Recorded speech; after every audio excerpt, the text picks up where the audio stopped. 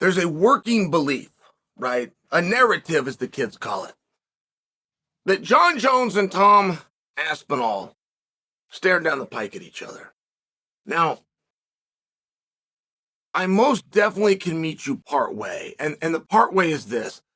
The way the story has been told by us, by the people that get to write the script, is that Jon Jones, upon his return, which is roughly 10 months from now, it's the only date that's been given. That could have been changed to 3 months. It hasn't been given. Will be taking on Stipe Miocic for the Undisputed Championship. That would mean, regardless of Jon's delay, he maintains the World Championship, and that would mean that Stipe Miocic maintains the #1 contendership. And that is often a vernacular in this sport that gets misinterpreted, where the #1 ranked guy is said to be the #1 contender. The #1 contender doesn't have a ranking at all, doesn't have to have a ranking. The #1 contender is a term that's reserved for whoever has the current bout agreement. Whoever is next for the champion through signed bout agreement is the #1 contender. And it's very relevant. It's very relevant to this, okay? Because that's one part of the story. We're going to have a #1 contender. We're going to have an Undisputed Championship. We're going to have that roughly 10 months from now. While simultaneously having a young, red-hot, rising star with an interim belt named Tom Aspinall, to try to accept the idea that an interim world championship, gold belt that every young man and woman that wants to go into this business dreams of, to believe that somebody has that the hard way by going through a Russian phenom in Sergey Pavlich, getting it the hard way, on short notice, getting it the hard way, playing his game and beating him at it and doing it all in the first round, the hard way, is not so much as a #1 contender. That is a tremendous leap. That though that's the way the story is right now, I do not believe on further review would hold up. I do not believe at a press conference if somebody, hey, boss, hey, let me get this. Do I have this right? I don't believe in that moment you're going to hear yes. I believe you're going to hear a different answer. Hey, let's see what happens. Hey, we're going to get that figured out. I think you would hear a number of things, but I don't think you're going to hear a yes. So my prediction for you is that the way things sit right now and the way things are said to be going to play out are not going to play out. I don't yet have a prediction on how I think they will. I just don't think it's going to be that. Because that would also come in line with Tom Aspinall, who's red hot, who just did a favor, right? I mean, when you fly across the pond and you go in there with a guy that you weren't planning to go in there with on short notice and for 5 rounds, it's one of these situations. I don't believe somebody that acted the way that Tom acted and got the bounce that Tom got and has the belt that Tom has is going to be told, not asked, told, you're on ice for a minimum of 10 months. We're going to see what happens then, and then we're going to talk to the winner of this match. Now, if we use history as a trajectory to the future, right? If Tom wants to get out a calculator with his team and just see kind of what they can expect, one of those guys has fought 1 time in 4 years, and one of them has fought 1 time in 3 years. So if we keep up roughly with that pace, Tom will be able to get in there and figure this thing out by 2028. So, I mean, do you see where it would be reasonable that the story that we have now is not what's going to happen, but what is going to happen? And you want to know the working story? Right now, it's push Stipe aside, which is rude. I can't even believe how rude that is. I hope Stipe is keeping track of each reporter that's writing that down and suggesting it. And he can keep track that Chael P is not one of them. But the working story is it's going to be Jon Jones versus Aspinall. And in fact, that's the biggest fight in the UFC. That's the biggest fight the UFC heavyweights will ever have. That all could be true. I just think you're looking in the wrong direction because I don't think you're going to push Stipe. In fact, Stipe was shown such a respect. The 2.5 weeks prior to bell time of Aspinall versus Pavlich, Dana White was asked, why didn't you give it to Stipe? Why didn't you put Stipe in? Dana said, you know what? It's going to be for the interim belt. We're not going to strip Jon. Wouldn't it feel right to strip Jon with all that he's done and he's hurt? It wouldn't feel right. It'd be disrespectful to offer Stipe an interim championship. And Dana followed up that answer with a question. He said, you know what I mean? And the room went silent because the answer was yes. We all know what you mean. And that holds true to right now. But that's one of the problems. If you're going to do Jon and Aspinall, you're taking Stipe, who did nothing wrong. Don't forget that side of it.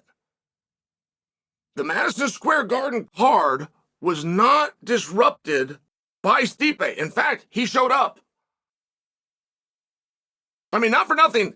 He did not do anything to disrupt this. So if anybody would get the fight, it would be Stipe. Not to mention, if we start looking in the direction of Stipe, we now don't have to have the conversation about waiting 10 months. And there is a definite drive to see Jon Jones get beat.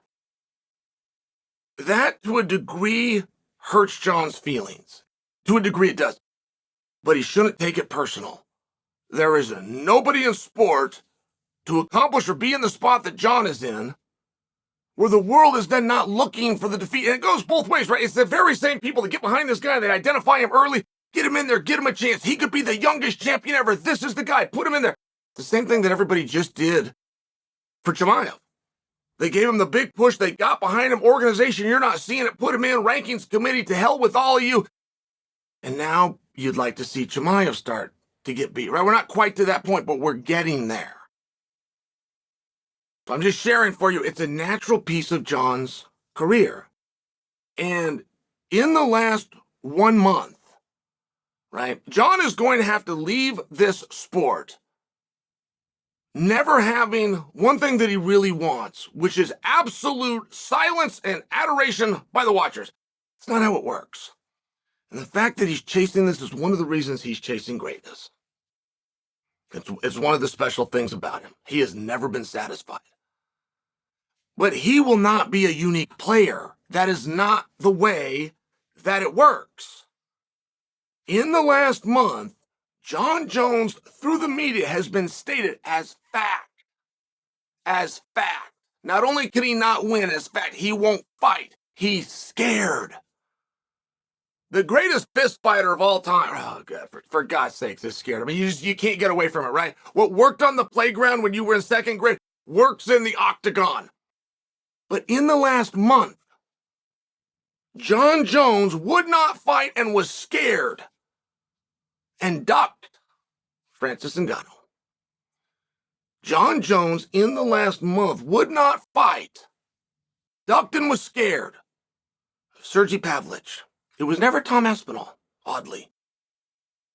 It was never Stipe. It was never a guy that Jon was getting ready to fight. It was always some mythical figure that might come along the way, or a mythical figure in Francis who's long gone, who you can't fight, but that's just the way it works. And so now, for the first time, character number 3 is now Tom Aspinall. It wasn't Tom Aspinall a week ago. It was always Sergey Pavlich. Even though Tom was the favorite to beat Sergey, for whatever reason. Third person in 1 month that the media says Jon Jones is scared of, and here's why. And everybody else is kind of looking around saying, he's hurt, give him a minute. Before we book him, why don't we work with guys that aren't hurt? Like Tom and like Stipe. And if I was to make a prediction for you above everything else, and I do think that Stipe has the power. I don't know if he has the want. Stipe was very honest in an interview. He said, man, all I want to do is Jon Jones. He didn't deny anything about retirement. Didn't deny anything about spending more time with his family in the fire department. He and his wife had a plan. He didn't deny any of it. He said, I want Jon Jones. So I don't know if we're going to get Stipe there. I don't know. But what would you do if you don't? Who would you put with Tom? Who's going to come in? Are you going to run the risk that Surreal beats him? What are you going to do with the Surreal gone? Put him back in there with Jon. I mean, what are you going to do? It's one of these spots where it's seemingly important that this get figured out. Tom has been very open and very polite. Stipe hasn't said a whole lot, but he never does. Jon Jones ultimately has the trump card. And it doesn't have to be for himself. Jon doesn't have to step in and say no to you, Stipe, or no to you, Tom, yes to you, Stipe. He doesn't have to do any of those things. He can keep himself on the reserve list and say, you two fight. He has the trump card. He hasn't played it. This very thing happened with somebody with much less stroke. It was Volkanovski, whose star is rising, but at the time he had much less stroke than Jon Jones. And he was not happy with the way Emmett and Yair Rodriguez called him out. They were both stated on different days, 1 week apart, to be the number one contender and be next. So now they got to fight each other in the media, and they didn't do it. They didn't take each other on it. They didn't take Volkanovski on it. And he identified, and he goes, what are you guys doing? Neither one of you has called me out appropriately.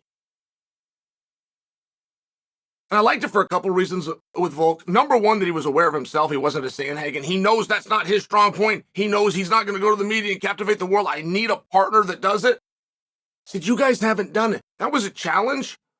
They still never did it. So then he comes in and goes, you're still not doing it. Go fight each other. And guess what happened? They went and fought each other. And I bring that to you because it would be very powerful if Jon Jones was to make this statement. I don't know what match he's going to make. But Tom Aspinall did it Saturday night. He did it Saturday. It's just a real gun. He said, go fight Jailton Almeida. You're not going to get around that. You as a matchmaker and a marketer, you can't get around that. Whether you get that fight together or not, you can't get around that statement was made. It was great. And before we get everything figured out, I will admit it's not going to be the way that it currently sits. That's not even going to hold up at a press conference. That answer is going to get changed. We'll figure it out. We'll see what happens. That answer is not going to get backed up. That yes, we have an interim champion that's going to sit for a year. Oh, and the interim champion, by the way, is not the number one contender. It isn't going to hold up. But where does it land and where does it go? There's one guy here who's missing. There's one guy here that changed the deal, and God bless him, I want him to get better. But there's one guy that changed the deal. It's the guy that got hurt and pulled out. His name's Jon Jones. He's also holding the belt, which means he's holding power, which means he needs to hold a microphone and tell us what he wants, even if it doesn't involve himself.